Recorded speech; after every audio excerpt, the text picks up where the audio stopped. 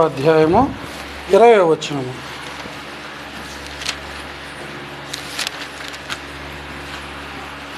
ప్రకటన గ్రంథము 3వ అధ్యాయము 20వ వచనం. ఇదిగో నేను తలుపు వద్ద నిలుచుండి తట్టుచున్నాను. ఎవడైనను నా స్వరము విని తలుపు తీసిన ఎడల నేను అతని యొద్దకు వచ్చి అతనితో నేనును నాతో కూడా అతడును భోజనము చేయుదము. చాలండి. చిన్న ప్రార్థన. పరిశుద్ధుడా, ప్రేమ కలిగిన మా యేసు ప్రభువా, నీ పరిశుద్ధ నామమునకు వందనములు, స్తుతులు, స్తోత్రములు చెల్లించున్నాము. ఈ రాత్రికాల సమయమందు ఈ చక్కని సమయమును మాకు అనుగ్రహించి మీ కృపలో మీ వాక్యమును ధ్యానించబోచుండగా మమ్మలను మరుగు చేసి మీ ఆత్మాభిషేకము చేత నా తండ్రి మాలో మీరుండి మాట్లాడమని మీ సంఘముతో మీరు ఏమి చెప్పవలసి ఉన్నారో వాటిని నా తండ్రి మీరు సంఘమునకు బోధించి మమ్మల్ని సిద్ధపరిచి స్థిరపరిచి మీ యొక్క రాకడకు సిద్ధపరిచి వధువుగా మార్చి మేఘమెక్కించమని పెండ్లి కుమారుడిగా మధ్యాకాశమునకు రానయ్యున్న యేసుక్రీస్తు నామమున అడిగి వేడుకొనుచున్నాము మా పరమ తండ్రి.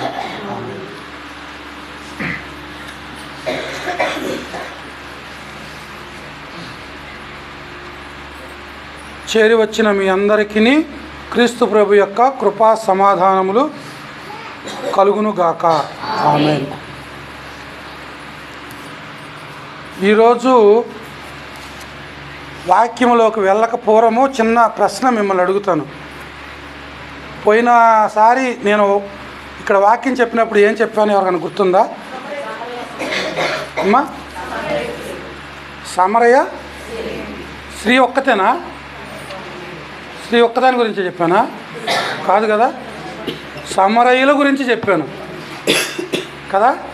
ఇప్పుడు ఈరోజు మనం నేర్చుకోబోయే వాక్యం ఏంటంటే, ఇప్పుడు చదవబడిన వాక్యానికి మనం మాట్లాడుకునే వాక్యానికి సంబంధం ఉండదు. ఎందుకంటే ఇక్కడ ప్రభువారు హృదయ ద్వారం దగ్గర నిల్చొని తడుతూ ఉన్నారు. కానీ ఇవాళ జరుగుతున్న కార్యక్రమం ఏంటి? ఇక్కడ జరుగుతున్న కార్యక్రమం ఏంటి? స్వస్తి కార్యక్రమం. దీనికి పోలిక ఏంటి అనేది మనం కొంచెం నేర్చుకుందాం.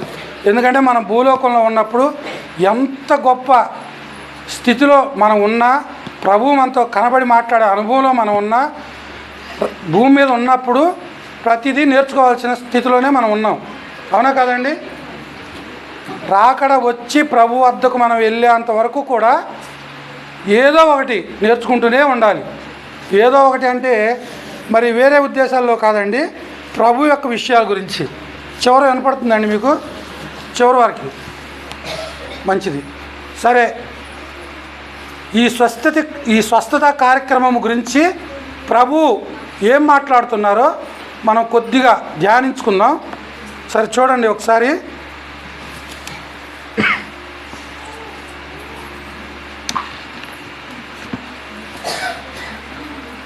మార్కు సువార్త 5వ అధ్యాయము 7వ వచనం చదవండి.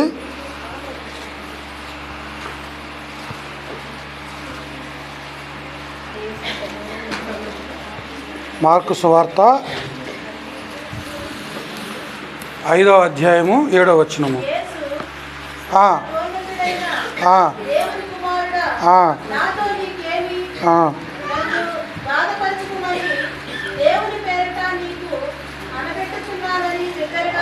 ఆనబెట్టుచున్నానమ్మా.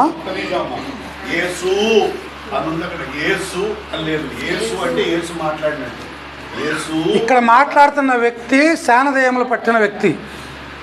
ఇప్పుడు నా పేరు సన్నిధిరాజు. నేను మాట్లాడేటప్పుడు నా పేరుని పరిచయం చేసుకోవాలి. అదే మీరు నన్ను పిలవాలన్నప్పుడు ఎలా పిలుస్తారు? సన్ని లేదా సన్నిధిరాజు అంటారు. ఇక్కడ పిలుస్తున్న వ్యక్తి వేరు, పలుకుతున్న వ్యక్తి వేరు. మనం బైబిల్, అందుకే నేను బైబిల్ చదివేటప్పుడు మనం ఎలా చదువుతామంటే, ప్రతి వాళ్ళు, నేనే కాదు ప్రతి క్రైస్తవుడు కూడా రోజుకు ఒక అధ్యాయము లేదా రోజుకు 3 అధ్యాయాలు ఎవరి ఓపిక తగ్గట్టు వాళ్ళు సమయాన్ని బట్టి చదివేస్తారు కదా. అంతేనా? అవునా కదమ్మా? ఇప్పుడు మీకు సమయం ఎక్కువ ఉంది, టార్గెట్ పెట్టుకుంటారు. నేను సంవత్సరంలో బైబిల్ క్లియర్ చేయాలి, కంప్లీట్ చేయాలి. లేదు, టైం లేదు, రోజుకు 3 అధ్యాయాలు చదవాలి. ఎందుకు? నేర్చుకోవాలి కాబట్టి అలా చదువుతారు. నేను మీకు నా వంతుగా నేను చెప్పదలుచుకున్న మాట ఏంటంటే, ఎందుకంటే ఒక్కొక్కరికి ఒక్కొక్క టార్గెట్లు ఉంటాయి కాబట్టి నేనైతే అలా చేయను. 2 పేరాలు చదువుతాను. 2 పేరాలు అంటే 2 లైన్లు.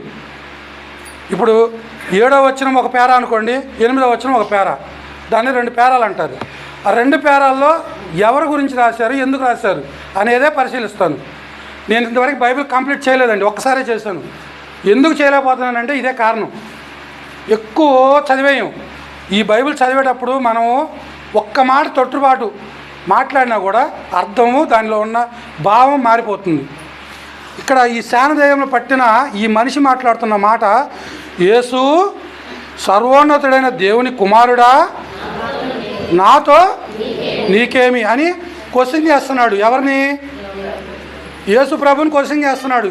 ఈ శానదేయంలో పట్టిన లోపల ఉన్న అపవాది క్వశ్చన్ చేస్తున్నాడు. చూడండి, నాతో నీకేమి, నన్ను బాధపరచుకోమని దేవుని. చూసారా, అపవాది చేసే కార్యాలు చాలా గొప్పగా ఉంటాయి, మనం వాటిని గమనించుకోవాలి. ఇక్కడ బాధిస్తుంది ఎవరు? బాధిస్తుంది. అమ్మా మళ్ళీ చెప్తున్నా, బాధిస్తుంది. బాధపడుతున్న వ్యక్తి కాదు, బాధిస్తుంది. బాధపడుతున్న వ్యక్తి మనిషి, బాధిస్తున్న వ్యక్తి అపవాది. అపవాది ఎవరి మీద ఆనబెడుతున్నాడు? చూసారా, మనము ఎందుకు నేర్చుకోవాలనేది ఇక్కడ కొంచెం క్లియర్గా అర్థం చేసుకోండి. దేవుని పేరట అంటే ఒట్టేస్తున్నాడు అపవాది. దేవునికే మళ్ళీ గొడవ పెడుతున్నాడు అనమాట. దాని అర్థం చూడండి, నీకు ఆనబెట్టుచున్నాను అని బిగ్గరగా కేకలు వేసును. అందుకాయన క్షమించాలి, ఎందుకనగా ఆయన అపవిత్రాత్మ ఈ మనుష్యుని విడిచి పొమ్మని ఎవరితో చెప్పాడు?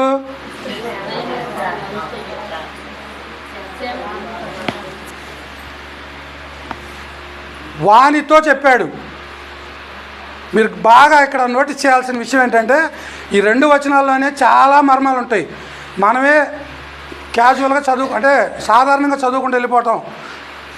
ఎందుకనగా అంటే అక్కడ వివరిస్తున్నాడు, ఆయన అపవిత్రాత్మ ఈ మనుష్యుని విడిచి పొమ్మని వానితో. వాడు ఇక్కడ రెండు భాగాలుగా ఉన్నాయి. అపవిత్రాత్మ వేరుగా ఉంది, మనుష్యుడు వేరుగా ఉన్నాడు. అంటే ఈ స్వభావము ఆ మనుష్యుడికి కూడా అలవర్చుకున్నాడు. ఏ స్వభావము? ఈ అపవిత్రాత్మ లోపల ఉంది కదా, ఈ స్వభావాన్ని అతను అలవర్చుకున్నాడు. అతను ఎక్కడున్నాడు? శానదేయాలు పట్టినవాడు సమాధులలో ఉన్నాడు. సమాధుల్లో ఉంటా అతని జీవితం ఎలా ఉందంటే, ఆ దారిలో వచ్చే వాళ్ళని కొట్టడం, గాయపరచటం, తన్ను తాను గాయపరచుకోవటం. ఇక్కడ అపవిత్రాత్మతో చెప్తున్నాడు, మనుషులతో కూడా చెప్తున్నాడు. నేను అందుకే మీకు ఎక్కువ లోతైన మాటలు నాకు అంత క్లియర్గా రావు, కానీ నేను నేర్చుకున్న దాంట్లో నేను చెప్తున్నానమ్మా. మనం నేర్చుకునేటప్పుడు ఏ విషయమైనా సరే, చిన్నవాళ్ళు చెప్పని, పెద్దవాళ్ళు చెప్పని, మహామహులైన గొప్పవాళ్ళు చెప్పని, ఈ మాట బైబిల్లో ఎలా రాయబడింది అనేది కూడా పరిశీలించాలి. ఎందుకంటే మనము బైబిల్ మిషను వారము అని చెప్పుకుంటున్నాం. మనకి ఇంకొక గొప్ప పేరు ఉంది. ఏం పేరు అది? బైబిల్ మిషన్ వారికి, దేవదాసాయి గారి ద్వారా మనకు ఒక గొప్ప పేరు ఇచ్చారు. మంచిదమ్మా, చాలా మంచిగా చెప్పారు. పెండ్లి కుమార్తె అంతస్తులోకి రావడానికి గతంలో నేర్చుకున్నాం, అవునా కదా? సమరయులు ఎలాగా మార్పు చెంది ఆత్మాభిషేకం పొంది ప్రభు దగ్గర నిత్య సన్నిధిలో ఎలా ఉండాలనేది గతంలో నేర్చుకున్నాం. దానికి అనుకూలంగానే నేడు నేర్చుకుందాం. ఆ స్థితికి రావడానికి ఇప్పుడు మీరందరిలో అసలు చదువుకొని వారు ఎవరైనా ఉన్నారా? స్కూలు బడి తెలియని వారు ఉన్నారమ్మా? అందరూ ఒకటో కనీసం వెళ్ళారా? 1వ తరగతికి వెళ్ళినప్పుడు 10వ తరగతి పరీక్షలు రాయించడం మన చేత. రాపిస్తారా? కానీ 1వ తరగతి వ్యక్తికి 1వ తరగతి పరీక్షలు ఎలా ఉంటాయో మనం పెండ్లి కుమార్తె అని చెప్పుకున్నప్పుడు ప్రతిదీ కూడా కూలంకషంగా నేర్చుకోవాలి. అలా నేర్చుకోకపోతే ప్రభువారే చెప్పారు ఏమని, ఇదిగో నా రాకడ సమయమందు అబద్ధ ప్రవక్తలు అనేకులు లేస్తారు, అంత్యక్రీస్తు చివరి క్రీస్తు వస్తాడు, వాడు మిమ్మల్ని మోసం చేస్తాడు. ఎలా మోసం చేస్తాడు అంటే, నేనే ఇంత చక్కగా చెప్పారు కదా, ఇప్పుడు మిమ్మల్ని అందరినీ ఒక ఆలోచింపజేసే ప్రశ్న వేస్తాను. నేనే క్రీస్తునని చెప్పాలంటే వాడు ఏమై ఉండాలి, ఎలా చేస్తాడు చెప్పండి? క్రీస్తు రూపంలో వస్తాడా, క్రీస్తు వలె వస్తాడా, క్రీస్తు చేసిన కార్యాలు చేస్తాడా అమ్మా? అద్భుతాలు, ఇంకా అమ్మా క్రీస్తు ఎలా వచ్చాడు భూలోకానికి? ఇంకా పరిశుద్ధమైన కన్యక ద్వారా పరిశుద్ధాత్మాభిషేకం ద్వారా మానవ శరీరాన్ని ధరించుకొని తాను రిక్తునిగా చేసుకొని భూలోకంలో ప్రవేశించారు. మరి అంత్యక్రీస్తు అంటే క్రీస్తు వలె ఉన్న క్రీస్తు అని చెప్పబడే అపవాది ఎలా వస్తాడు? మనం దాన్ని పరిశీలనగా చూడకపోతే ఏ మాట కూడా మనలోకి వెళ్ళిపోయిద్ది. ఏ మాట అంటే వాడు బైబిల్లో నుంచే చెప్తాడు. ఎవడవాడు? అబద్ధ ప్రవక్తలు, అంటే ఆ క్రీస్తుకు అనుకూలమైనటువంటి వారు. నేటి కాలంలో మీరందరూ ఇక్కడే వాక్యం వింటున్నారా? ఓన్లీ చర్చిలో వరకే వాక్యం వింటున్నారా? ఇంటికి వెళ్ళి బైబిల్ చదువుతున్నారు, మంచిది. సన్నిధి చేస్తున్నారు, మంచిది. ఇంకెక్కడ వాక్యం వింటలేదా? టీవీలో వింటున్నారుగా, ఫోన్లో చూస్తున్నారా లేదా? ఒక వ్యక్తి చెప్పిన వాక్యానికి మరొక వ్యక్తి చెప్పిన వాక్యానికి పొంతన ఉంటుందా? అంటే ఏం జరుగుతుంది ఇక్కడ? ఈ అపవాది ముసుగేసేస్తున్నాడు. ఏ ముసుగంటే, మనిషి ఆలోచించకుండా వీళ్ళు చెప్పిందే నిజము అన్నట్లుగా ఒక భ్రమలోకి ఆ మనిషిని తీసుకెళ్ళటానికి వీళ్ళని ఉపయోగించుకుంటున్నాడు. ఎవరిని? నేటి కాల బోధకుల్ని.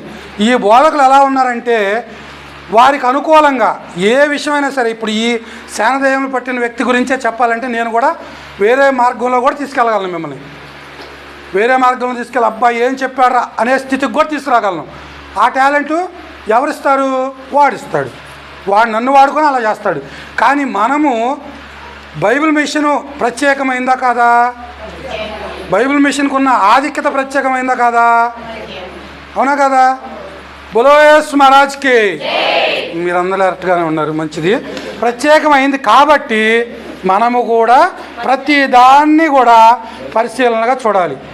సరే, ఇలా పరిశీలనగా చూస్తున్నప్పుడు మనకి దేవుడే మనం ఆదివారం వాక్యం గురించి చేసే ప్రార్థనలో ఒక ప్రార్థన ఉంటుంది. వాక్యం నిమిత్తం చేసే ప్రార్థనలో ఏమని ఉంటుంది? ఎవరైనా గుర్తుందా? ఆదివారం వాక్యం చదివిన తర్వాత ప్రార్థన చేస్తాం. ఏం చేస్తామమ్మా? నీవు మాకు స్వయముగా చెప్పవలసిన మాటలన్నీ ఈ పుస్తకములో. ఇంకొకటి విశ్వాస ప్రమాణంలో ఇంకో మాట ఉంటుంది. దేవా, నీ పరిశుద్ధాత్మ ప్రేరణ బట్టి ఇది వ్రాయబడినది.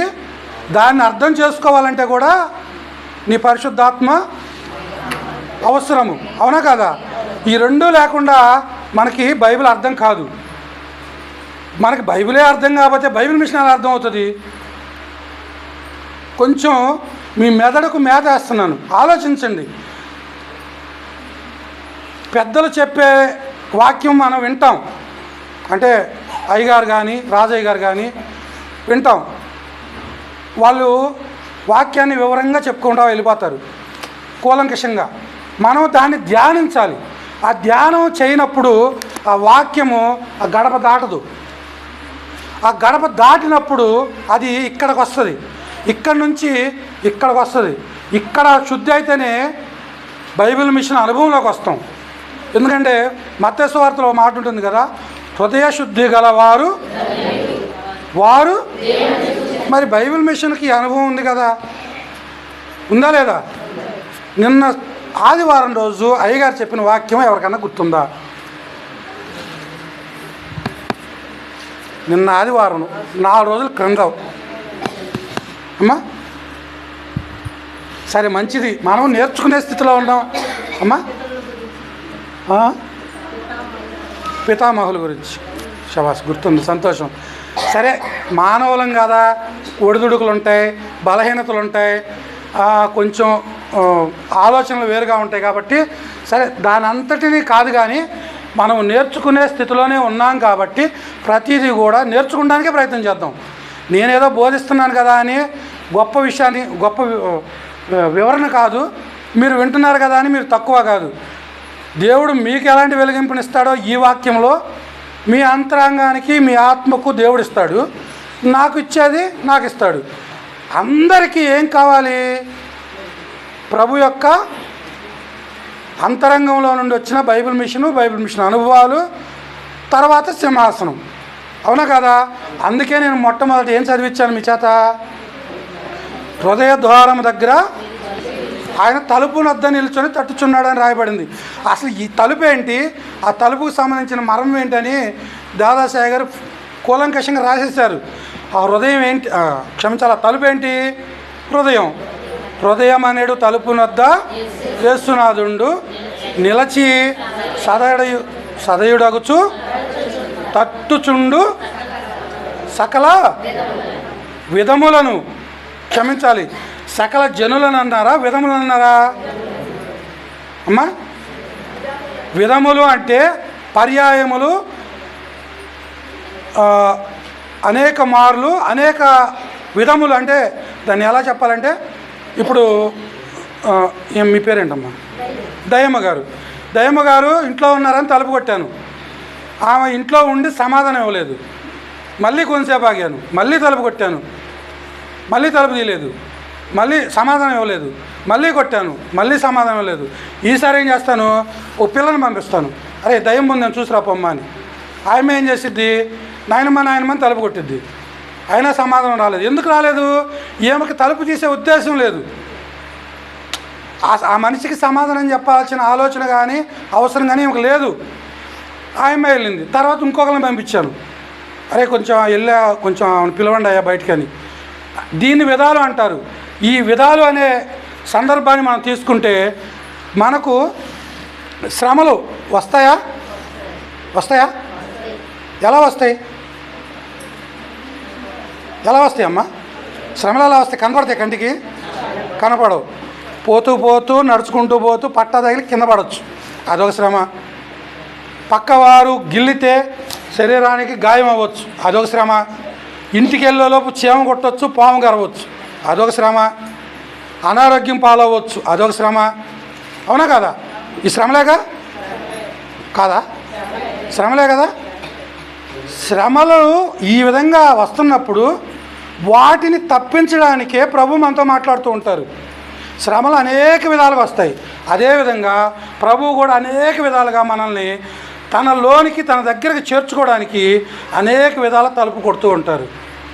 ఇక్కడ ఈ దయ్యములు పట్టిన వానికి విడుదల దయచేయటానికి ప్రభువు తనే స్వయంగా మార్గంలో వెళుతూ ఈ మాట పలికారు. కొంచెం కింద వచనాలు చూడండి.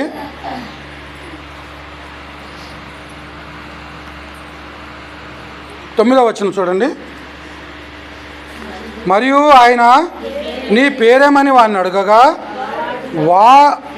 వాడు నా పేరు సేనా, ఎలయనగా మేము అనేకులమని చెప్పి తమ్మును ఆ దేశం, చదవండి,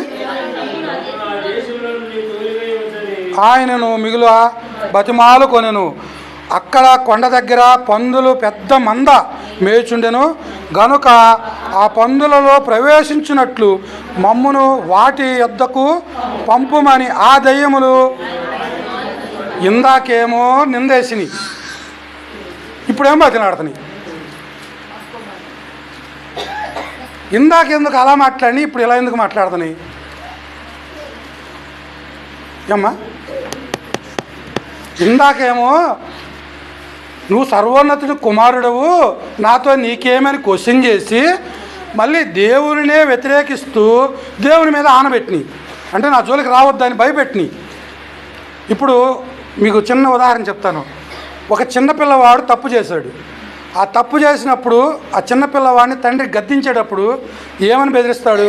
రై, నువ్వు తప్పు చేసావని నాకు తెలిసింది, చెప్పకపోతే కొడతా అన్నాడు. ఫస్ట్ ఏం చెప్తాడు? బొంకుతాడు. అవునా? బొంకడం అంటే తను తాను సమర్థించుకుంటాడు.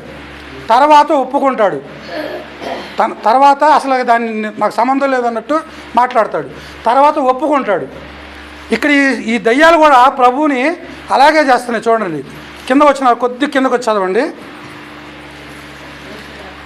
బతిమాలు కొనెను, యేసు వాటికి సెలవీయగా ఆ అపవిత్రాత్మలు వానిని విడిచి పందులలో ప్రవేశింపగా ఇంచుమించు 2000 సంఖ్య గల ఆ మంద ప్రపాతము నుండి సముద్రపు దారిని వడిగా పరిగెత్తుకొని పోయి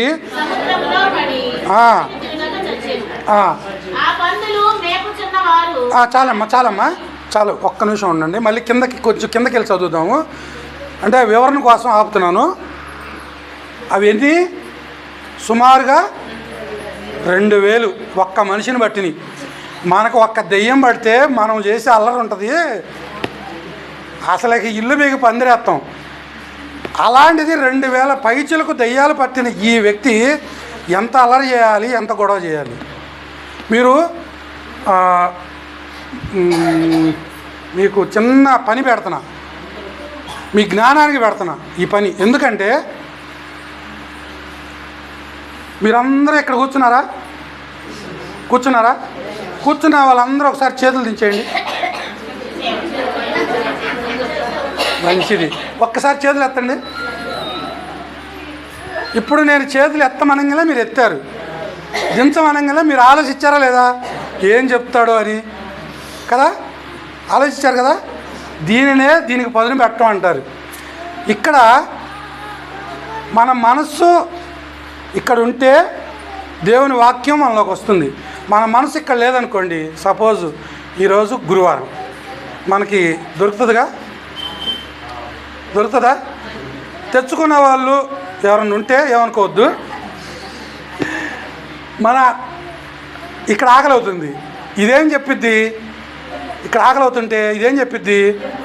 ఏం తొందరగా వదిలితే తొందరగా వెళ్ళి తినేసి పడుకుందాం. కానీ మనం ఇక్కడే ఉన్నాం కదా. కానీ ఇక్కడ జరుగుతున్న పని ఎక్కడ జరుగుతుంది? ఇక్కడ జరుగుతుంది. దీనికన్నా ముందు ఇక్కడ నుంచి ఏది వెళ్ళినా కూడా ఇక్కడ నుంచి వెళ్ళాల్సిందే. అందుకే వాక్యంలో ఉంటుంది, నీ కన్ను తేటగా ఉంచుకోమన్నారు. కన్ను తేటగా ఉంటే జ్ఞానం వెలిగింపబడుతుంది.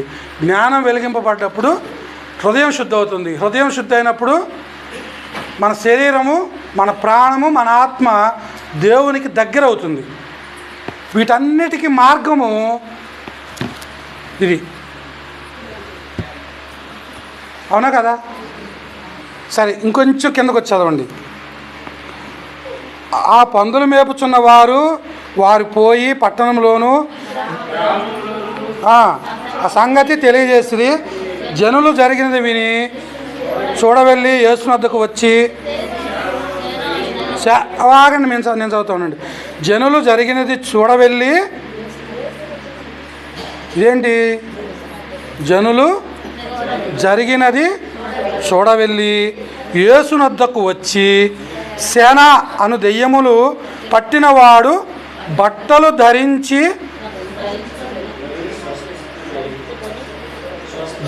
ధరించుకొని స్వసిద్ధుడై కూర్చుని ఉండుట చూచిరి. ఆగండి. ఈ వచ్చిన దగ్గర కొంచెం బ్రేక్ వేస్తున్నా. జనులు వచ్చారు. ఎవరు వచ్చారు? ఎక్కడికి? ఇది జరిగింది చూసి కొంతమంది ఊళ్ళోకి వెళ్ళారు. ఇది ఎక్కడ జరిగింది? ఒలివేరు ఎట్లపల్లి మధ్యలో జరిగింది. అంతేనమ్మా? ఎట్లపల్లికి ఒలివేరుకి మధ్యలో జరిగింది. ఇప్పుడు ఒలివేరు వాళ్ళు ఒక మనిషి అక్కడ ఉన్నాడు, ఎడ్లపల్లి వాళ్ళు అక్కడ ఉన్నారు. సడన్గా యేసు ప్రభు ఆ మధ్యలో ఉన్నాడని అటు వెళ్ళారు, ఇటు వెళ్ళారు. బాగా వినండి, నేను ఎందుకు మీకు ఇంత ఎక్కువ వాక్యాలు చూపించకుండా దీన్నే వివరిస్తానంటే, మనం జ్ఞానానికి పని తక్కువ పెడుతున్నాం. టీవీకి, కుటుంబానికి, శరీరానికి, సంపాదనకి, వీటన్నిటికీ ఎక్కువ వెచ్చిస్తూ ఉంటాం, జ్ఞానాన్ని అణిచేస్తూ ఉంటాం. అందుకోసం చెప్తున్నాను. ఈ రెండింటి మధ్య, ఈ రెండు గ్రామాల మధ్య జరిగిన ఈ సంభాషణ, ఈ కార్యక్రమాన్ని అటు ఒక వ్యక్తి ఇటు ఒక వ్యక్తి చూశాడు. చూసి ఆ ఊరు వాళ్ళు ఆ ఊరు వెళ్ళి చెప్పాడు, ఈ ఊరు వాళ్ళు ఈ ఊర్లోకి వచ్చి ఆ సెంటర్, ఏం సెంటర్ అంటారండి దాన్ని, ఇంకా దానికి అదే పేరా, ఆ ఒలివేరు సెంటర్లో వచ్చి జరిగిన కార్యక్రమాన్ని చెప్పాడు. చెప్పినప్పుడు జనులు ఏం చేశారు, జరిగిన దానిని చూడటానికి వెళ్ళి యేసునొద్దకు వచ్చి, ఇక్కడ మీరు కొంచెం వివరంగా చూడండి. జనులు జరిగిన దాన్ని వెళ్ళి యేసునొద్దకు వచ్చి, ఒక్క నిమిషం అండి, జరిగింది చూడటానికి వెళ్ళినప్పుడు ఎవరిని చూడాలి, ఆ సేన దయ్యాలను పట్టినోని చూడాలి. అవునా? అక్కడ యేసు ప్రభు ఒక్కలే ఉన్నారా అమ్మా? యేసు ప్రభుతో ఎవరుంటారు కదా? యేసునొద్దకు వచ్చారంట వాళ్ళు. మనం దేనికి వచ్చాము ఇక్కడికి? మన బాధలు, మన ఇబ్బందులు, మన ఆర్థిక సమస్యలు. మీరు అన్యగా భావించకపోతే నేను ఒక మాట చెప్తాను. నేటి కాలంలో ప్రతి వ్యక్తి, ప్రతి మానవుడు ఆయా క్రమాల్లో ఉంటూ కూడా ఆదివారము, క్రిస్మస్కి, ఈస్టర్ పండగకి, మనకి ఇప్పుడు సభలు జరుగుతూ ఉంటాయి కదా. ఈ కాలంలో జనవరి నుంచి సుమారు జూన్, జూలై వరకు కూడా అన్ని చోట్ల సభలు జరుగుతూ ఉంటాయి. ఆయా కార్యక్రమాలకి ఇంక్లూడింగ్ ముస్లిమ్స్ కూడా వస్తూ ఉంటారు. వస్తారా? రారండి. ఎక్కడ ఎవరన్నా ఉంటే అన్నిగా భావించవద్దు ముస్లిమ్స్ కానీ. ఎందుకు చెప్తున్నానంటే, ప్రతి మనిషికి కావాల్సింది ఏంటంటే విడుదల. ఏం విడుదల కావాలి, అసలు ఏం కలిగి ఉన్నాడు ఈ మానవుడు అని ఆలోచిస్తే పాప నైజ భారము కలిగి ఉన్నాడు. ఈ పాప నైజ భారము పోగొట్టుకోవడానికే ప్రతి మానవుడు కూడా ప్రయత్నం చేస్తూ ఉంటాడు. అయితే మనమైతే ప్రభువుని ఎరిగి ఉన్నాం కాబట్టి ప్రభు దగ్గరికి వచ్చి, అయ్యా మా పాపాలను తీసేయి, నీ రక్తంతో కడుగు, మమ్మల్ని శుద్ధులుగా చేయని మొరపెడుతూ ఉంటాం. మరి తెలియని వాళ్ళు ఉంటారు, అంటే క్రీస్తు తెలుసు, క్రీస్తుని అంగీకరించిన వారిని గురించి చెప్తున్నాను. వాళ్ళు ఎలా చేస్తారు, వాళ్ళ సంప్రదాయాల్లో వాళ్ళ పరిస్థితులను బట్టి అలా చేస్తూ ఉంటారు. అవునా కదా? కొంతమంది గత నెలల్లో, అంత ముందు నెలల్లో దీక్షలు చేస్తూ ఉంటారు. చూసే ఉంటారు మీరు. ఎందుకంటే మనం మనుషులు, అందరూ తెలుసు, మనకి ఓపెన్గా మాట్లాడుకోవాలి దేవుడి ముందు, మనకు అన్నీ తెలుసు. కానీ దేవుడి ముందు ఏమి ఎరగనట్టే ఉంటాం. అవునా కదా? అన్నీ తెలుసు, దేవుడి గురించి తెలుసు, దెయ్యం గురించి తెలుసు, లోకం గురించి తెలుసు, సినిమాల గురించి తెలుసు, సీరియల్స్ గురించి తెలుసు, పాపం గురించి తెలుసు, పాపాన్ని ఎలా కడుక్కోవాలో తెలుసు. కానీ అన్నిటికీ ఒక మూలం ఉంది. ఇవన్నీ తెలిసినా కూడా మనకి, ఇందాక చెప్పాను కదా, నేను ఏం చెప్పాను, రెండింటి మధ్య ఒకటి తలుపు ఉంది, ఉందా లేదా? ఇవన్నీ తెలుసు మనకి, వీటిని ఎలా వదిలించుకోవాలో కూడా తెలుసు. ఆ తలుపేది ఇట్లా, అక్కడే వచ్చిన సమస్య. అసలు వీళ్ళు యేసునొద్దకు వచ్చి, సేన అను దెయ్యములు పట్టిన వాడు బట్టలు ధరించుకొని స్వసిద్ధుడై, బట్టలు నుంచి వచ్చినాయండి. కొత్త యేసు ప్రభు తెచ్చాడా? శిష్యులు తెచ్చారా? పోనీ తాను వత్త సేన దెయ్యాలు పట్టిన వాడు తెచ్చుకున్నాడా? మీరు ఎప్పుడైనా ఆలోచించారా ఈ మాట? నేను బైబిల్లోదే చదువుతున్నానుగా, పక్కనేం దాటలేదుగా. నా బైబిల్లో అట్టా ఉండి మీ బైబిల్ వేరేగా ఉందా? ఒకసారి చదవండి 15వ వచనం. కింద వచనాలు చదువమ్మా, కింద వచనాలు. సేనాను దెయ్యములు పట్టినవాడు బట్టలు ధరించుకొని స్వస్థచిత్తుడై, ఇక్కడ స్వస్థత ఉంది, శుద్ధి ఉంది. మనం ఈ రెండు పదాలను వేరుగా చూడాలి. స్వస్థత వేరు, శుద్ధి వేరు. అంటే శుద్ధి బుద్ధిని కలిగి కలుగుతుంది. స్వస్థత దేవుని కృపను బట్టి కలుగుతుంది. అవునా కదా? ఇప్పుడు మనం మన అనారోగ్యాన్ని పోగొట్టుకోవడానికి ఇక్కడికి వచ్చినప్పుడు మన హృదయము ఎలా ఉన్నా సరే దేవుడు తన కృపను బట్టి మనకు స్వస్థత దయచేస్తున్నాడా లేదా కదా? అది కేవలం దేవుని కృప. మనకు స్వస్థత కలిగింది, అనారోగ్యం నుంచి విడుదల కలిగింది, అప్పుల బాధ నుంచి విడుదల కలిగింది, కోర్టు చిక్కుల నుంచి విడుదల కలిగింది, బంధువుల నుంచి వచ్చిన వ్యతిరేకతలు తొలగినాయి అంటే అది మన గొప్పతనం కాదు, మరొకటి గొప్పతనం కాదు, కేవలము దేవుని కృప. ఇక్కడ 2 కార్యాలు జరిగినాయి. ఒకటి, అతను బట్టలు ధరించుకొని ఉన్నాడు, అంటే తనకు తాను ఏం జరిగిందో తెలుసుకున్నాడు. రెండవది స్వస్థత పొందాడు. మూడవది శుద్ధ హృదయం కలిగి ఉన్నాడు, అంటే తాను జరిగించినది మొత్తం తనకి దేవుడు చూపించేశాడు. ఇక్కడ మనం నేర్చుకోవాల్సిన పాఠము, ఈ శానదయములు పట్టిన వాడి దగ్గర మనం నేర్చుకోవాల్సిన పాఠం ఏంటంటే, పాఠము అని ఎందుకంటున్నానంటే బైబిల్ మనకు ప్రతిదీ కూడా విపులంగా రాయబడిన ఒక పుస్తకము, దేవుని యొక్క హృదయము. అవునా కదా? మనం నేర్చుకోకపోతే దేవుడు మనకు అర్థం కాడు. ప్రతి మాటను కూడా నిమ్మలంగా చదివి నేర్చుకుంటే దేవుడు మనకు అర్థమవుతాడు. అందుకోసమే నేను అంత వివరంగా ఈ మాటల్లోనే చెప్తున్నాను. చెప్పడానికి చాలా ఉన్నాయి, కానీ స్వస్థ కార్యక్రమాన్ని గురించి దేవుని ప్రేరేపణ ఎలా ఉందో అలా జరుగుతుంది. గతంలో నేను 2 వారాల కిందటో 3 వారాల కిందటో సుమారు వాక్యం చెప్పాను. మీరు తప్పుగా భావించవద్దు, అన్నీగా అనుకోవద్దు. పిల్లల గురించి కానీ టీవీ సీరియల్స్ గురించి కానీ నేను మాట్లాడాలి అని ఇక్కడ నించోలేదు. ఓపెన్గా దేవుని ముందు చెబుతున్నానండి. మీరు అన్నీగా భావించవద్దు అని చెప్తున్న కారణం అదే. అది దేవుడు ఆ క్షణానికి ఎందుకు మాట్లాడిచ్చాడు అనేది నేను తర్వాత చాలాసార్లు ఆలోచించాను. పిల్లలు అల్లరి చేస్తూ ఉంటారని చెప్పాను కదా, అది నేనైతే అసలు ఊహలో కూడా లేదు నాకు ఆ ఉద్దేశం. పిల్లలు నాకు అల్లరి చేస్తారు కదా, కానీ అది ప్రభు ఆ క్షణానికి మాట్లాడిచ్చేశారు. అందుకోసం అన్నీగా భావించొద్దని చెప్పడానికి కారణం. సరే, ఇంకొంచెం కిందకు వచ్చిన చదవండి. జరిగినది చూచిన వారు దయ్యములు పట్టిన వానికి కలిగిన స్థితియు పందుల సంగతియు ఊరి వారికి చాలండి. ఆ దెయ్యములు ఉదాహరణ చెప్తున్నానండి. నాకే శానదయాలు పట్టినాయి అనుకున్నాం, నేనే ఆ పరిస్థితిలో ఉన్నా. మీరందరూ చూస్తూ ఉన్నారు. చూస్తూ ఉన్నప్పుడు ఊహించుకోండి. ఎందుకంటే ఆ ఊహలోకి మనం వెళ్ళకపోతే అక్కడ ఏం జరిగిందనేది మనం జ్ఞానానికి వెలిగింపబడదు. ఊహ అనేది ఎందుకు చెప్తున్నానంటే, ఇందాక మీకు చెప్పాను కదా గురువారం గురించి. ఇప్పుడు ఆ ఊహ మనకి ఎక్కడికి వెళ్ళింది? మన మనసు కొండ దగ్గరికి వెళ్ళిందా లేదా? మనకు అది గుర్తు రాగానే మన మనసు ఎక్కడికి వెళ్ళింది? ఇంట్లో ఉన్న కొండ దగ్గరికి వెళ్ళింది. ఇప్పుడు మనం కూడా ఈ శానదయములు పట్టిన వాడి దగ్గరికి వెళ్ళాలి, మన జ్ఞానాన్ని అక్కడికి పంపించాలి. అప్పుడు అక్కడ ఏం జరిగిందో మన హృదయానికి దేవుడు తెలియజేస్తాడు. మీకు మరి తప్పుగా అనుకోవద్దు, సినిమాలు సీరియల్స్ చూసే అలవాటు ఉంది అని అన్ను చూసుంటాం కదా, గతంలో చూసే ఉంటాం కదా, చూసుంటాం కాబట్టి మనకి ఏదన్నా ఒక పాట వినపడితే, చెవుకు వినపడితే, బాగా తెలిసిన పాట, అందరూ పెద్దవాళ్ళే కాబట్టి మరి అయ్యగారు అన్నీగా భావించకపోతే ఒక మాట చెప్తాను.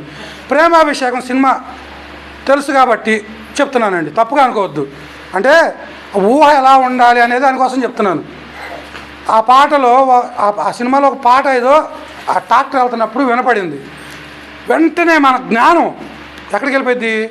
నాగేశ్వర స్టప్పుల దగ్గరికి వెళ్ళిపోయింది. వెళ్ళదా? వెళ్ళిద్ది అన్న వాళ్ళ చేతులు దించండి. మంచిది వెళ్ళింది కదా. నేను అందుకోసమే ఈ ఊహ అనే మాట చెప్పడానికి కారణం. ఇక్కడ బైబిల్ చదివేటప్పుడు కూడా పరిశుద్ధాత్మ ప్రేరణ మనకు అవసరం. అందుకే దైవజనుడు దేవదాసాయి గారు వాక్యము చదవబో ముందు ప్రార్థన అనే ఒక ప్రార్థన ఉంది. మీరు అందరికీ తెలుసా లేదా? తెలియకపోతే చెప్దామని. తెలిస్తే ఓకే. తెలుసా అన్న వాళ్ళు ఒకసారి చేతులు ఎత్తండి. తెలుసమ్మా? అందరూ తెలియాలి కదమ్మా. ఇప్పుడు మీరంటే చెప్పనా? చెప్తున్నానమ్మా. ప్రార్థనా మంజరి పుస్తకంలో ఉంటుంది బైబిలు చదవక ముందు చేయవలసిన ప్రార్థన అని. ఆ ప్రార్థన ఎందుకు చేయాలంటే మనము బైబిల్ని ఇందాక నేను చెప్పాను కదా, కొన్నిసార్లు అనాలోచితంగా చదువుతాం, కొన్నిసార్లు మంచం మీద కూర్చుంటాం, కుర్చీ మీద కూర్చుంటాం, కింద కూర్చుంటాం, నించుంటాం. ఒకరు పడుకొని చదివే మహానుభావులు కూడా ఉంటారు వాళ్ళ పరిస్థితులను బట్టి అనాలోచితంగా. అలా చదివేటప్పుడు పరిశుద్ధాత్మ తండ్రి అక్కడ ఉండరు అనాలోచితంగా చదివినప్పుడు. ఒకవేళ అలా చదివినా మనలో లోపం ఉన్నా పరిశుద్ధాత్మ మనం సరిచేయాలని దైవజనుడైన దేవదాసాయి గారు ఆ ప్రార్థన చేయించారు. దాంట్లో 8 అంశాలు ఉంటాయి సుమారుగా. ఆ అంశాలు చదివి వాక్యం చదివితే ఖచ్చితంగా దేవుడు మనకి తన హృదయంలో ఏముందో మనకు బయలుపరుస్తాడు. అందుకోసం చెప్తున్నానండి. ఈ ఊహ అనే వాక్యంలోకి వద్దాం. ఈ ఊహ అనేది మనం చదివేటప్పుడు ఆ సేన దయ్యములు పట్టిన వాడిని మనం చూడాలి. ఎక్కడికి వెళ్ళి చూడాలి? ఊహలోకి వెళ్ళి అక్కడ ఎలా జరుగుతుంది. ఇప్పుడు ఇక్కడ ఒక పక్క ప్రభు ఉన్నారు, ఒక పక్క సేన దయ్యములు పట్టిన వాడు ఉన్నాడు. అంటే ఊహించుకోండి, ఇక్కడ జరుగుతున్నట్టే ఊహించుకోండి. అనేక ప్రజలు ఇక్కడ ఉన్నారు, మనం వాక్యం చదువుతున్నాం, అక్కడ జరుగుతుంది. దానిని కల్పితము అంటారు మామూలుగా పరిభాషలో. కల్పించుకోవటం. మనము జ్ఞానం చేత వెలిగింపబడినప్పుడు మన కన్నులకు ప్రభువు చూపిస్తారు. అది ఈ సేన దయ్యములు పట్టిన వాడిని మనం ధ్యానించేటప్పుడు ఖచ్చితంగా అతనిని ప్రభువు మన మధ్య ఉండి చూపిస్తాడు. ఇదిగో ఇలా జరిగింది అని. అలాంటి స్థితిలోనికి రావడానికే మనం ఆ తలుపు తీయాలి. ఏ తలుపు అమ్మా? చర్చి తలుపా? హృదయం అనే తలుపు తీయాలి. ఈ హృదయం అనే తలుపు తీస్తే చాలా కార్యాలు జరుగుతాయి. చిన్న ఉదాహరణ నేను చెప్తుంది. ఒక 10 సున్నాలు ఉన్నాయనుకోండి. 10 సున్నాలు తెలుసుగా మీకు? ఒకటి పక్కన 10 సున్నా పెడితే 10, అట్లా 10 సున్నాలు ఉన్నాయి. ఈ 10 సున్నాల చివర తలుపు ఉంది. ఈ చివర మనం ఉన్నాం. ఫస్ట్ తలుపు తీయగానే ఒక సున్నా తెరుచుకుంటుంది, ఒక సున్నా ఓపెన్ అయ్యిద్ది. కొన్ని విషయాలు నేర్చుకుంటాం. రెండోసారి తలుపు తీసినప్పుడు మరొక సున్నా ఓపెన్ అయ్యిద్ది, అప్పుడు ఇంకొక విషయాన్ని నేర్చుకుంటాం. ఇట్లా 10 అని ఎందుకు అన్నానంటే పరిపూర్ణత. మనం బైబిల్ నేర్చుకునేటప్పుడు కూడా ఇదే ప్యాటర్న్, అంటే క్రమము నేర్చుకోవాలి. ప్రతిసారి కూడా ఈ క్రమంలో మనం వాక్యాన్ని ధ్యానించినప్పుడు బైబిల్ మిషను అని మనం చెప్పుకోవసరం లేదు.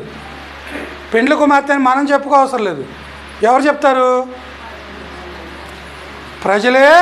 ఓహో, వీరు ఎక్కడ చెప్తారు? ఇక్కడ అంటే మళ్ళీ మా ఇంటికాడ అనుకున్నారు. ఎక్కడమ్మా? ఇక్కడ చెప్పాలి అంటే మనం ఈ స్థాయికి నేర్చుకోవాలి. అక్కడ ప్రత్యేకత కనబడుద్ది. ఎవరిని బట్టి అంటే దైవజనుడైన దేవదాసాయి గారిని బట్టి.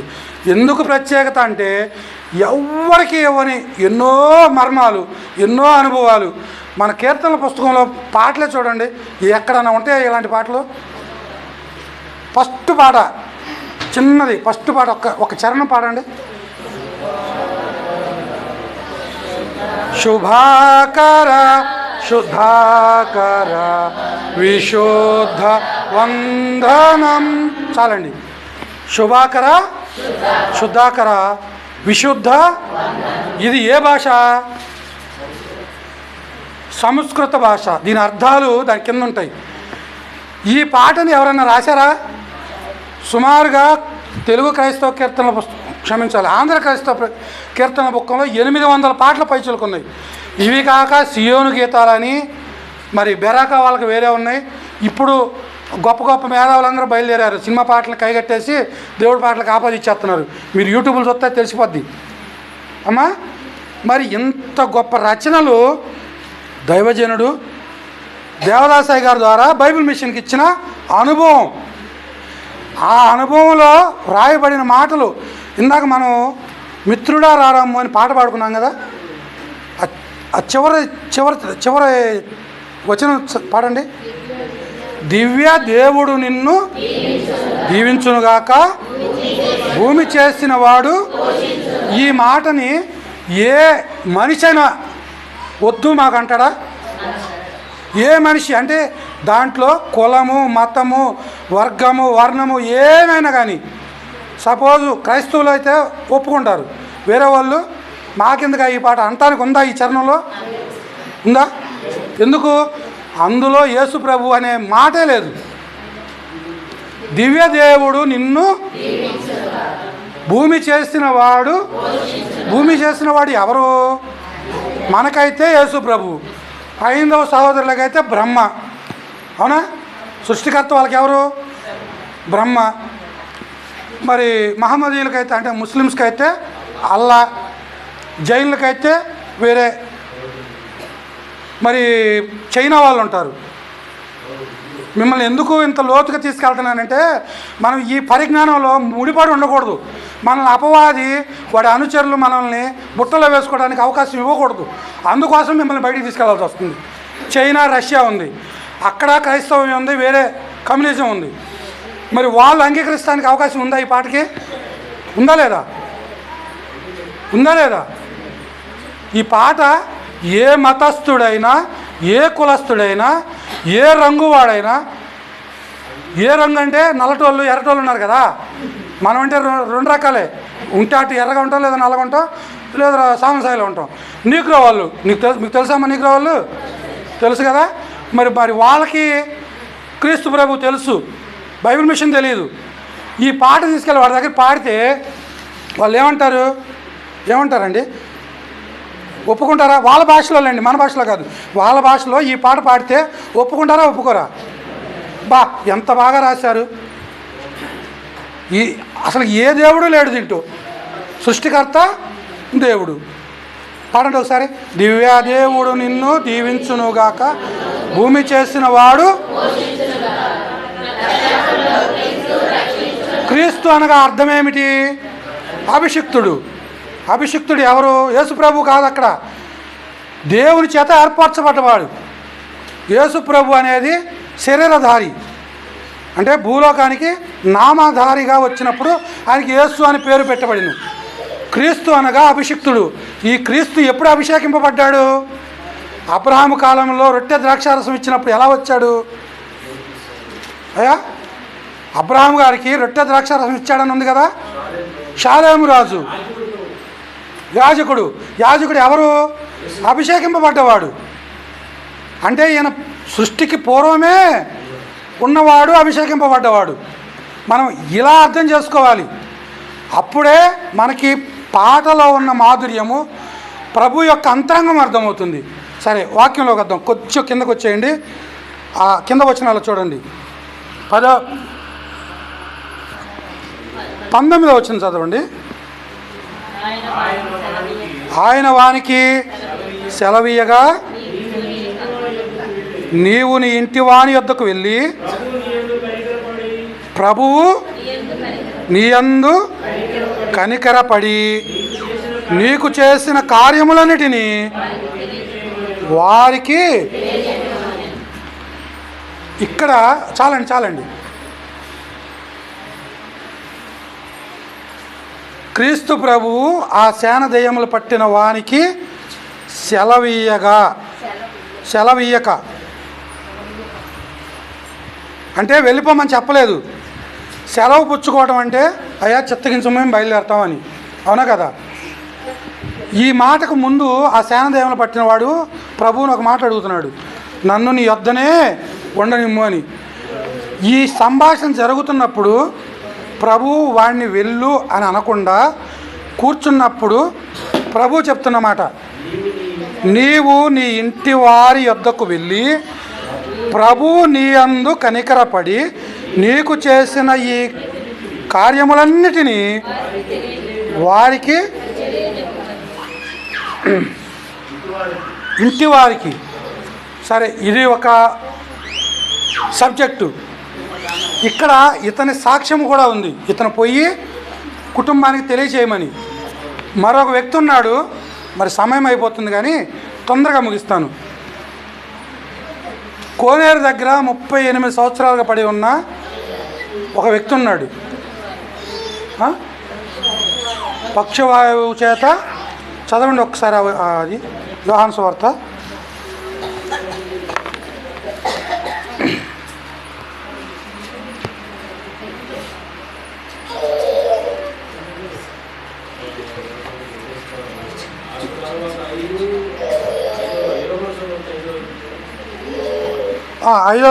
యోహాను సువార్త 5వ అధ్యాయము 5వ వచనం చూడండి.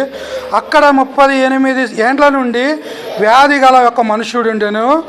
యేసు వాడు పడి ఉండుట చూచి వాడప్పటికి బహుకాలము నుండి ఎరిగి. చాలండి. నేటి కాలంలో ఈ మాట ఎందుకు చదివిస్తున్నానంటే చాలండి. ఇందాకేమో ఈ శాన దయ్యములు పట్టిన వాడిని కూడా ఆయన కనికరించి స్వస్థత పరిచి ఇంటి వాని వద్దకు వెళ్ళి సాక్ష్యం చెప్పమన్నాడు. ఇక్కడికి వచ్చేసరికి ప్రభు మాట వేరే ఉంది. ప్రభు మాట వేరేగా ఉంది. స్వస్థ పడగోరుచున్నావా అంటే అతని ఉద్దేశం ఎలా ఉంది? ప్రభువు తెలుసు. ఎవరి ఉద్దేశం? 38 సంవత్సరాల నుండి ఆ కోనేరు వద్ద పడి ఉన్నవాడి ఉద్దేశం ప్రభువుకి. నేడు మనము కూడా ఈ మనస్సుతో ప్రభువు వద్దకు వస్తే కార్యాలు జరగవు. ఏ మనసుతో ఒక్కసారి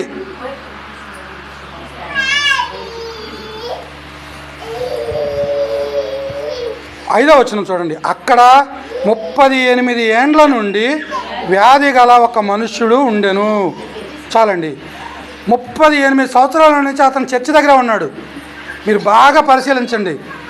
చర్చి దగ్గర ఉన్నాడు అంటే ఆ కోనేరు దగ్గర. ఆ కోనేరు దేవాలయమే కదా, శీలోం కోనేరు. అక్కడే ఉన్నాడు. బెతస్తా కోనేరు, క్షమించాలి. ఆ కోనేరు దగ్గర ఉన్నాడు 38 సంవత్సరాల నుంచి. కానీ వాడి ఉద్దేశం ఎలా ఉంది? ఆ దారిలో వచ్చే వాళ్ళందరినీ గోకే పని. గోకటం అంటే వేరే ఉద్దేశం కాదండి, ఎగతాళి చేయటం. ఎందుకు ఇలా మాట్లాడుతున్నానంటే మన స్వభావము కూడా అలాగే ఉంటుంది. క్రీస్తు ప్రభు దగ్గరికి వస్తాం, కొత్తగా ఒక వ్యక్తి మన పక్కకు వచ్చి కూర్చుంటే అతన్ని పరిచయం చేసుకోవడం కానీ, అతని బాగోగులు తెలుసుకోవడం కానీ, అతనిని దేవునిలో విశ్వాసంలోనికి నడిపించడం కానీ మనము చేస్తామా? అక్కడ కూర్చోబెట్టమ్మా. వీళ్ళందరి జ్ఞానం ఇక్కడికి వచ్చేసింది. ఇందాక అదే చెప్పింది. ఏదైనా జరిగేటప్పుడు కరెక్ట్గా మన మైండ్ అంతా డైవర్ట్ అయిపోయింది.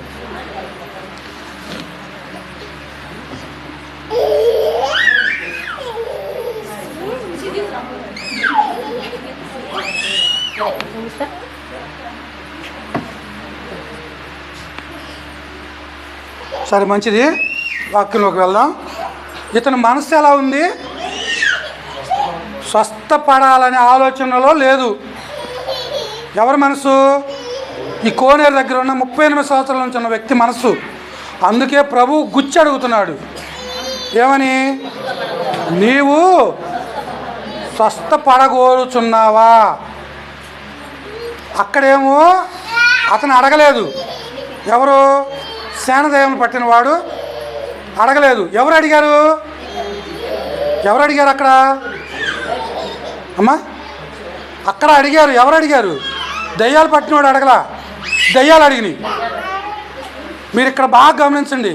దయ్యాలు అడిగినాయి ఆయన్ని. ఇక్కడ ప్రభు వచ్చి వాడిని అడుగుతుంటే వాడి సమాధానం చూడండి ఎంత వంకరగా ఉందో. కిందకి చదవండి. ఆ రోగి, అయ్యా, ఎంత విచిత్రంగా అంటున్నాడు చూడండి. అయ్యా, నీళ్ళు కదిలింపబడినప్పుడు నేను కోనేరులోకి దిగుటకు నాకు ఎవడు? చూడండి ఎంత వంకరగా ఉందో వాడి ఆలోచన. మరి వాడు వీడు అంటున్నానని అనిగా భావించవద్దు. మన మనసు కూడా అలాగే ఉందేమో ప్రభు దగ్గర. మనకు దేవుడు ఇవ్వాలని ఆశపడితే మనము మనస్సులో ఈ ఆలోచన కలిగి ఉంటే దేవుడు ఇస్తాడా? ఇస్తాడు. ఎంత ఇస్తాడంటే కొంత ఇస్తాడు. ఆయన ఇవ్వాల్సింది పట్టజాలనంత ఇవ్వాలని వస్తే మనం ఈ మనసు కలిగి ఉంటే, ఏ మనసు? వీడేం చెప్తున్నాడు ఇక్కడ చూడండి, అయ్యా నీళ్లు కదిలింపబడినప్పుడు నేను కోనేరులోనికి దించుటకు నాకు ఎవడనూ లేడు, గనుక నేను వచ్చినంతలో మరి ఒకడు నాకంటే ముందుగా దిగి చూడండి 38 సంవత్సరాల నుంచి ఆరేపడి ఉన్నాడుగా. మన జ్ఞానానికి చిన్న పని పెడుతున్నా. ఇప్పుడు నాకు కాళ్ళు చేతులు లేవు. ఊహించుకోండి, నేను ఇంటికాడ నుంచి నన్ను ఎవరో తీసుకొచ్చి ఆ చర్చి గుమ్మంలో దింపేశారు. ఇవాళ స్వస్థ కార్యక్రమం. లోపలికి రావాలంటే ఎంత టైం పడుతుంది నాకు? సుమారు 1 గంట అనుకోండి.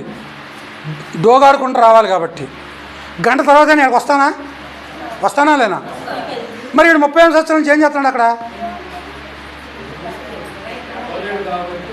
ఇదేందండి, దోగాడుకుంటూ రావచ్చు కదా, కనీసం దొల్లకుంటూ రావచ్చు కదా. వాడికి ఏమి లేదు ముందు, అసలు ఆ స్వస్థపడాలని ఆశ లేదు. మనం చూడాల్సిన అది అసలుకి ఆశే లేదు. అందుకే ప్రభు గుచ్చలు అడుగుతున్నాడు, నీవు స్వస్థపడగోరుచున్నావా? మనకు ఈ ఆశ లేదనుకోండి, ప్రభువు కూడా ఇవ్వను ఉద్దేశించినా కూడా అందుకునే స్థితిలో మనం ఉండం.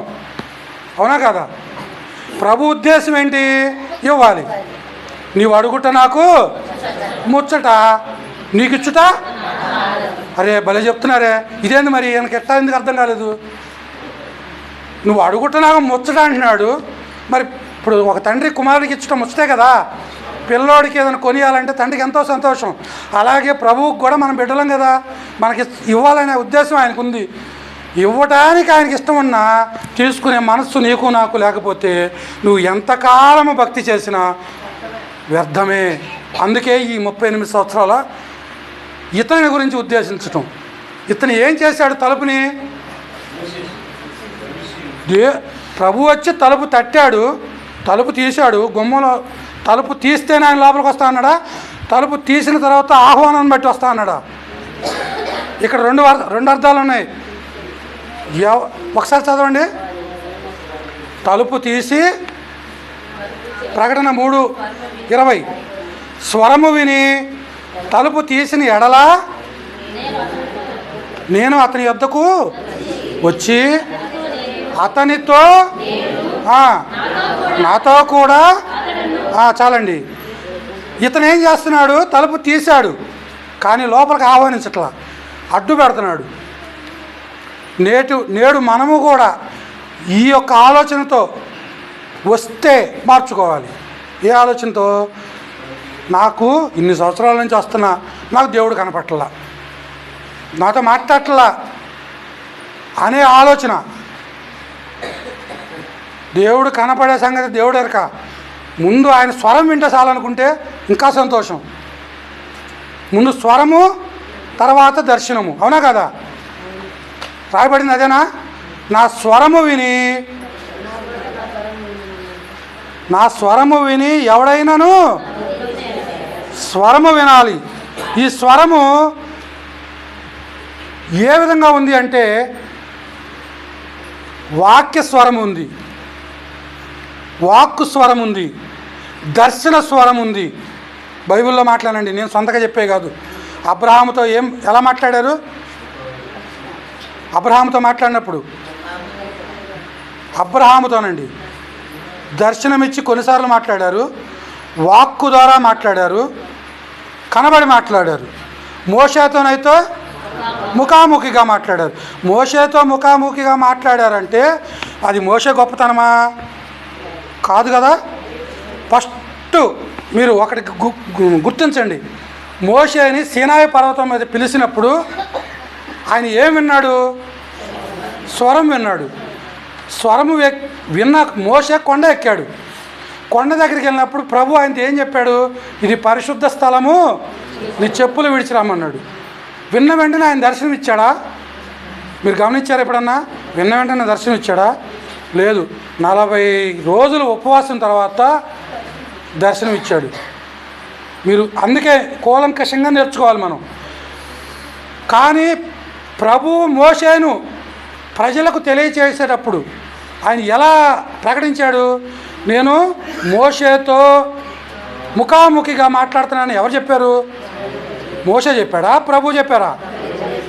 ప్రభువే మోషేని గురించి సాక్ష్యం ఇస్తున్నాడు. మొట్టమొదటేమో నేర్చుకునేటప్పుడు ఒకలా ఉన్నాడు మోషే, నేర్చుకున్న తర్వాత మరోలా మారాడు. అందుకే ముందు ఆయన స్వరము వినాలి. ఆయన గొర్రెలు ఆయన స్వరమును వినును, గుర్తుపట్టును. అవునా కదా? మొట్టమొదట ఆయన స్వరాన్ని వినాలి, తర్వాత గుర్తుపట్టే స్థాయికి మనం ఎదగాలి. గుర్తుపట్టాలి అంటే సపోజ్ నేనున్నా, క్షమించాలి, అయ్యగారు ఉన్నారు, అయ్యగారు ఫోన్లో మాట్లాడుతున్నారు మీతోనే, ఎవరితోనో అనుకోండి, మీ అందరితో అనుకోండి. ఒక్కొక్కరికి ఫోన్ చేశాడు, అమ్మ ఎలా ఉన్నారా అంటున్నాడు. ఫోన్ రాగానే గుర్తుపడతారా? స్వరం విన్నా గుర్తుపడతారా? మీకు వేరే నెంబర్ నుంచి ఫోన్ చేస్తే కదా, స్వరం వింటేనే ప్రభు ఫలానా అని మనకు తెలుస్తుంది. ప్రభు స్వరం ఎలా ఉంటుంది అనేది మనం నేర్చుకున్నప్పుడు, ఆయన స్వరాన్ని విన్నప్పుడు ప్రభు ఖచ్చితంగా మనకి మాట్లాడతారు. ఇందాక మీకు చెప్పాను కదా, ఏమని? ఎవరైనా కానీ ఈ కింది స్థాయి నుంచి నేర్చుకోకపోతే పై స్థాయికి ఎదగం. అవునా కదా? అలాగే వాక్యాన్ని కూడా మనం నేర్చుకునేటప్పుడు ఇదే రీతిలో, నేను చదువుతున్నాను మిమ్మల్ని చదవమని చెప్పట్లేదండి, ఒక్క వచనాన్నే ధ్యానించండి, బైబిల్ చదువుకోండి. ఈ వాక్యం ద్వారా ప్రభు మనతో ఎలా మాట్లాడాలనుకుంటున్నారు అనేది ధ్యానించండి. ధ్యానము వలన ధ్యాస పెరుగుతుంది. ఎవరి మీద? వాక్యము మీద, దేవుని మీద. ధ్యాస దేవుని మీద ఉన్నప్పుడు ఖచ్చితంగా ఆయన స్వరము మనకు వినబడుతుంది. ధ్యాస అంతా పిల్లల మీద, పంటల మీద, కుటుంబాల మీద, అనారోగ్యం మీద ఉందనుకోండి, నువ్వు వాక్యము చదివినా అది లోపలికి వెళ్ళదు, ధ్యానం చేసినా లోపల పని చేయదు. దీనికి ఉదాహరణ ఏంటంటే, తప్పుగా అనుకోవద్దు, నాకు షుగర్ ఉంది, నేను ట్యాబ్లెట్ వేసుకోవాలి, నా మనసులో తీపి తినాలని ఆశ ఉంది, తిన్నా. మితంగా తింటే ఇబ్బంది లేదు, అమితంగా తింటే ఇబ్బంది అవుతుంది. ఆ ట్యాబ్లెట్ వేసుకొని షుగర్ తిని, అంటే పంచదార ఏదో స్వీట్ తిని ట్యాబ్లెట్ వేసుకుంటే ఉపయోగపడుతుందా? కదా? అలాగే మన ధ్యాస దేవుని మీద లేనప్పుడు ఆయన స్వరాన్ని కూడా గుర్తుపట్టలేము.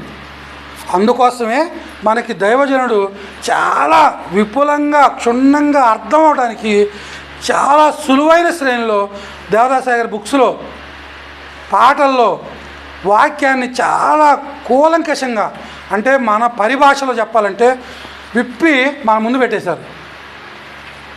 ఇలాంటి వాక్యము ఇక్కడే కాదు, ఎక్కడైనా కానీ దొరుకుతుంది. కానీ మనము నేర్చుకోవాల్సింది, మనలోకి చేర్చుకోవాల్సింది బైబిల్లో ఉన్న వాక్యము బోధలో ఉన్నదా లేదా అనేది కూడా మనం గమనించాలి. సరే, వాక్యంలోకి వెళ్దాము. ఈ కింద వచనాలు చూడండి ఒక్కసారి. వెంటనే వాడు స్వస్థత నొంది పరుపెత్తుకొని నడిచెను. ఇదేంటి? వాడికి ఇష్టం లేదు కదా, అయినా కూడా ఏం చేశాడు ప్రభు? స్వస్థపరిచాడు. మనల్ని కూడా మనకి ఇష్టం లేకపోయినా కూడా ఆయన కృపను బట్టి స్వస్థపరుస్తాడు. అయితే మన వల్ల దేవుడికి చెడ్డ పేరు రాకూడదు. ఉదాహరణకి చెప్తున్నానండి, తప్పుగా అనుకోవద్దు. నేనున్నాను, నాకు అనారోగ్యం కలిగింది, నాకు ఇష్టం లేదు, చర్చికి రావడం ఇష్టం లేదు, వాక్యం వినడం ఇష్టం లేదు. మీరు ప్రార్థన చేశారు నా కోసం, దేవుడు మీ ప్రార్థన విన్నాడు, నన్ను స్వస్థపరిచాడు. నేనేమని చెప్పాలి అమ్మా? నేనేమని చెప్పాలి? మీరు ప్రార్థన చేస్తే నాకు మేలు కలిగిందని చెప్పాలా? నేను టాబ్లెట్ వేసుకుంటే తగ్గిందని చెప్పాలా? మీ జ్ఞానానికి మంచి పదులు పెట్టినట్టున్నా నేను. ఆలోచించండి. మీరు నా కోసం ప్రార్థన చేశారు, నాకు స్వస్థ వచ్చింది, అనారోగ్యం నుంచి విడుదల వచ్చింది. నేను దేవుని అంగీకరించి ఉంటే దేవుడు నాకు ఈ కార్యం చేశాడని సేనదయాలు పట్టిన వాడు చెప్పినట్టుగా సాక్ష్యం చెప్పాలి. కానీ నాకు ఆ ఉద్దేశం లేదు, ఏది దేవుడిని అంగీకరించే ఉద్దేశం లేదు. అప్పుడు నేనేం చెప్తాను, కింద వచనాల్లో ఇతని గురించి అలాగే రాయబడింది. మనలో కూడా ఇలాంటి వాళ్ళు ఉన్నారు అని తెలియజేయడం కోసమే ఉదాహరణకు పరిశుద్ధాత్మ తండ్రి ఇతని గురించి రాయించాడేమో అనిపిస్తుంది ఇతని గురించి చదివినప్పుడు. కొన్ని కింద వచనాలు చూడండి.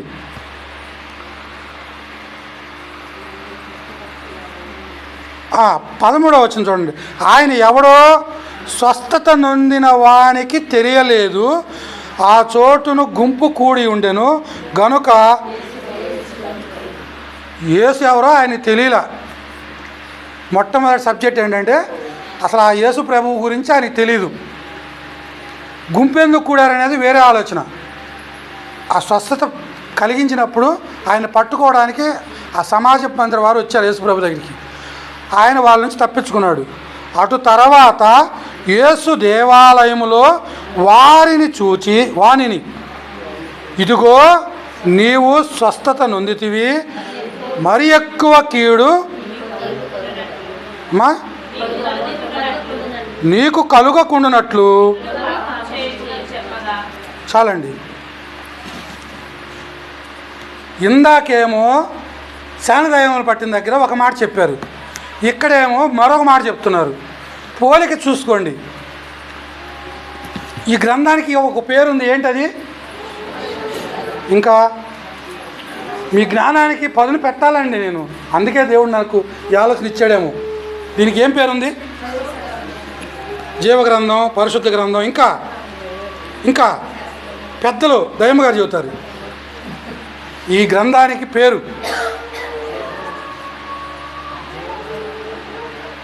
ఎవరు చెబితే వాళ్ళకి ఆన్ ది స్పాట్ 1000 రూపాయలు ప్రైజ్.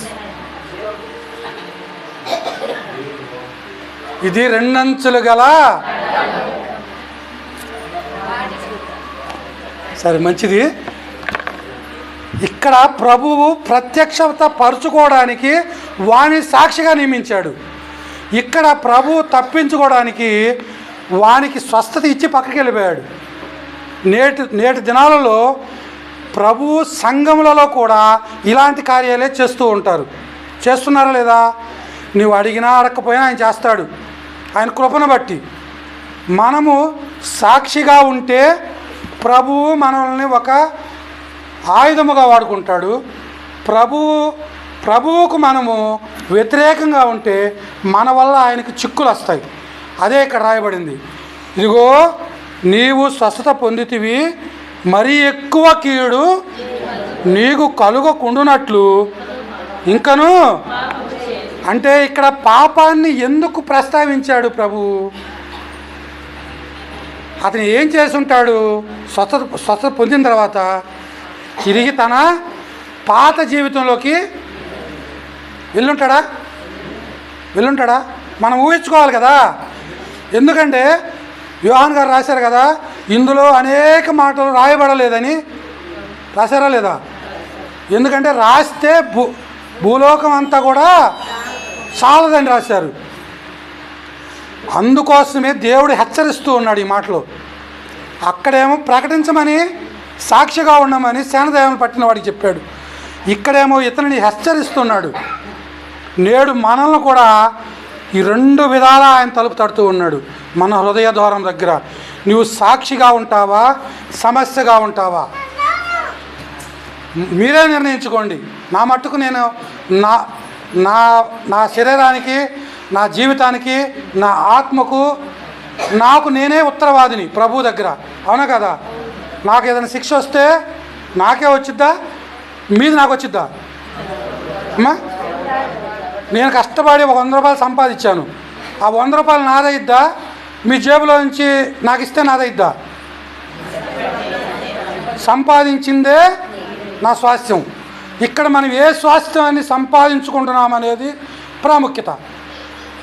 ప్రభువుకు సాక్షిగా ఉండే స్వాస్థ్యాన్ని సంపాదించుకుంటే స్వరం వింటాం, తలుపు తీస్తాం, ఆయనతో మనతో ఆయన ముఖాముఖిగా మాట్లాడుకునే స్థాయికి మనం వెళ్తాం. తలుపు తీసిన ప్రభువు మన దగ్గరికి చేరినా గత జీవితంలోకి మనకు మళ్ళీ వెనక్కి వెళ్ళి మన పాప జీవితాన్ని, పాత జీవితాన్ని అలవర్చుకొని అందులో కొనసాగితే ఇదే సమస్య వస్తుంది. ఏం సమస్య చూడండి.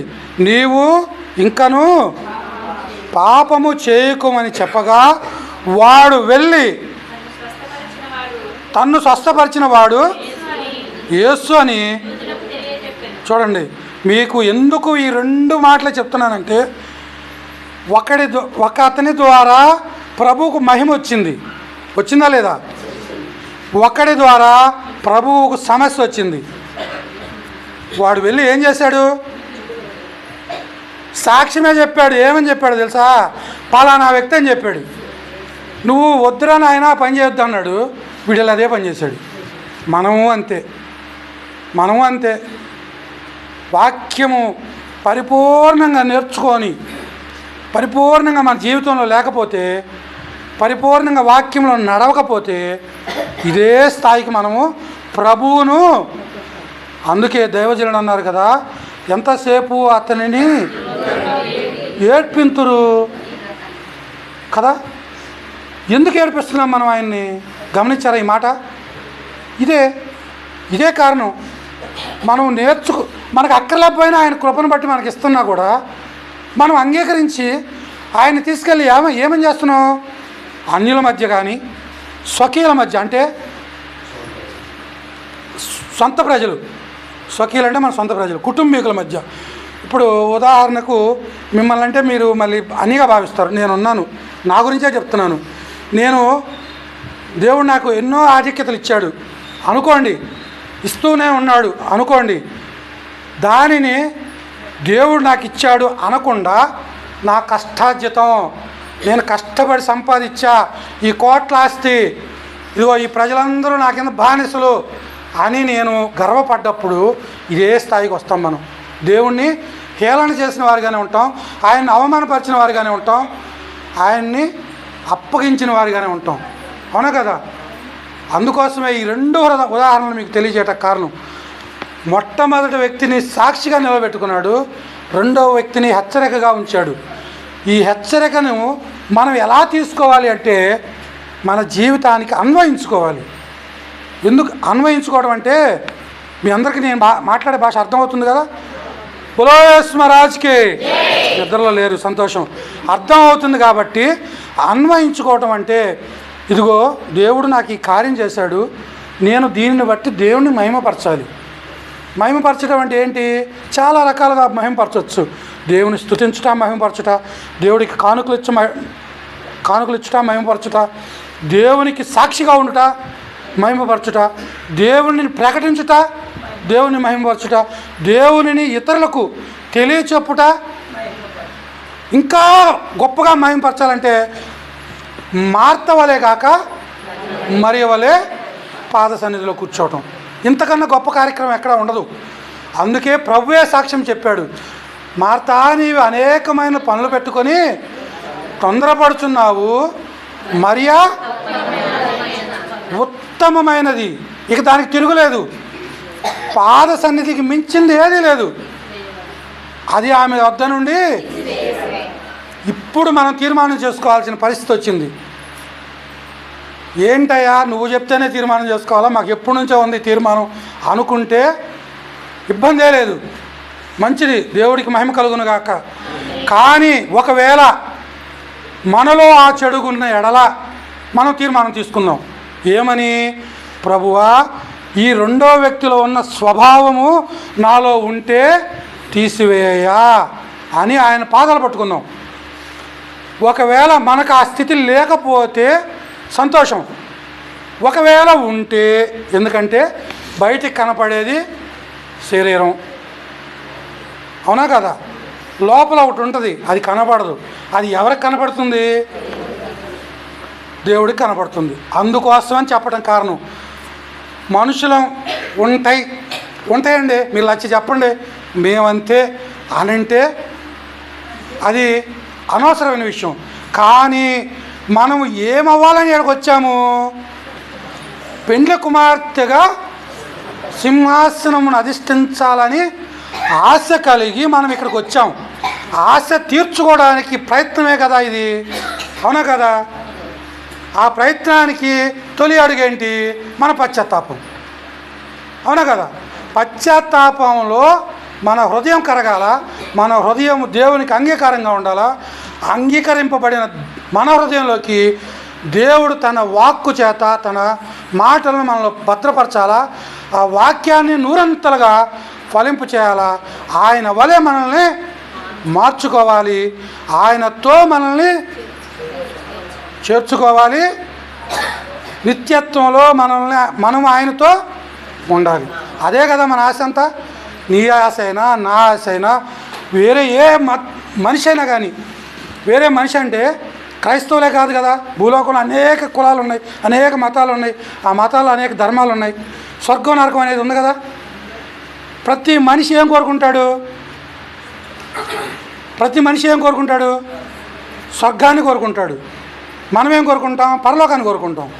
అలాగే ఆ స్థితికి మనం చేర్చడానికి ఈ తొలి అడుగులు వేస్తూ ప్రభు మాట స్వరము విని ఆయన మన హృదయంలోకి చేర్చుకొని, మన హృదయంలోనికి చేర్చుకున్న ఆయనను అంగీకరించి సాక్షి జీవితమును మనం కొనసాగించి ప్రభు వలె మార్చబడి ప్రభువుతో ఉండే భాగ్యము ఇక్కడ చేరి ఉన్న ప్రతి ఒక్కరికి దేవుడు దయచేయునుగాక. ఆమేన్.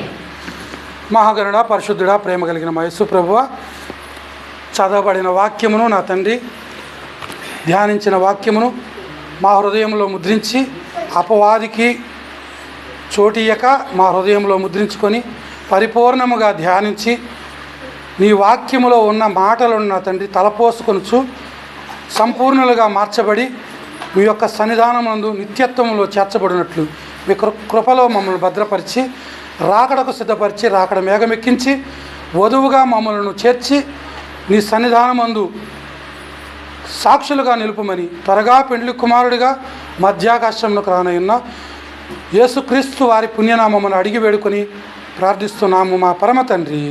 ఆమేన్. ఇట్టి అవకాశం ఇచ్చిన క్రిస్తదేవునికి, దైవజనుడైన అయ్యగారికి, ఓపికతో విన్న మీ అందరికీ కృతజ్ఞత. మరణాత.